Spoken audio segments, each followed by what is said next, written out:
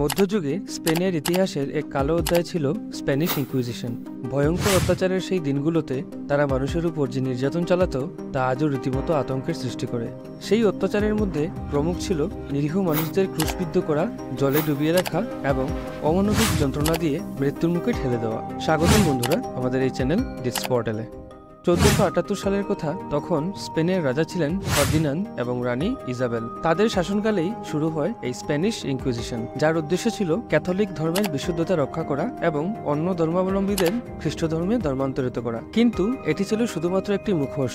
আসলে এটি ছিল ক্ষমতা এবং শাসনের একটি নির্মম হাতিয়ার। প্রথমেই ইনকুইজিশন শুরু হয় ইহুদি এবং মুসলিমদের উপর, যারা বাইরের চাপে ক্যাথলিক ধর্ম গ্রহণ করেছিলেন। তাদের সন্দেহ করা হতো তারা গোপনে নিজেদের পুরনো ধর্ম পালন করছেন। ইনকুইজিশনের আদালতে তাদের ধরে আনা হতো এবং সেখানে তাদের স্বীকারোক্তি আদায়ের জন্য ব্যবহার করা হতো নির্মম অত্যাচার। এই নির্মম অত্যাচারগুলির মধ্যে ছিল স্ট্রেপাডো, যেখানে একজন ব্যক্তিকে রশিতে বেঁধে শূন্যে ঝুলিয়ে রাখা হতো, তারপর হঠাৎ ছেড়ে দেওয়া হতো যাতে তার কাঁধের হাড় খুলে যায়। আরেকটি পদ্ধতি ছিল ওয়াটার টর্চার, যেখানে মানুষকে জলের মধ্যে ডুবিয়ে রাখা হতো। এসব পদ্ধতির মাধ্যমে অসংখ্য নিরীহ মানুষের স্বীকারোক্তি আদায় করা হয়েছিল। ইনকুইজিশনের শিকার শুধু ইহুদি বা মুসলিমরা নয়, এমনকি ক্যাথলিকরাও এর থেকে রেহাই পায়নি। যারা ক্ষমতার বিরুদ্ধে কথা বলতেন বা রাজাকে সমর্থন করতেন না, তারাও ইনকুইজিশনের শিকার হয়েছিলেন। এমনকি নামকরা বিজ্ঞানী এবং লেখকরাও এর নির্মমতা থেকে বাঁচতে পারেননি। ইনকুইজিশনের বিচার প্রক্রিয়াও ছিল অত্যন্ত গোপনীয়। অভিযুক্ত ব্যক্তিকে জানানো হতো না তার বিরুদ্ধে কি অভিযোগ আনা হয়েছে বা কে তা করেছে।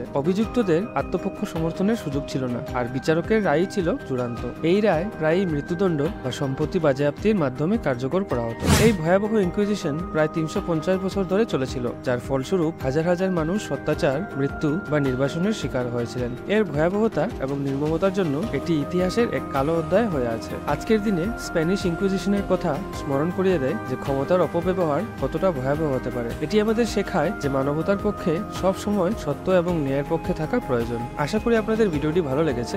যদি ভালো লেগে থাকে তাহলে লাইক, শেয়ার এবং সাবস্ক্রাইব করতে ভুলবেন না। আমাদের সাথে থাকার জন্য ধন্যবাদ।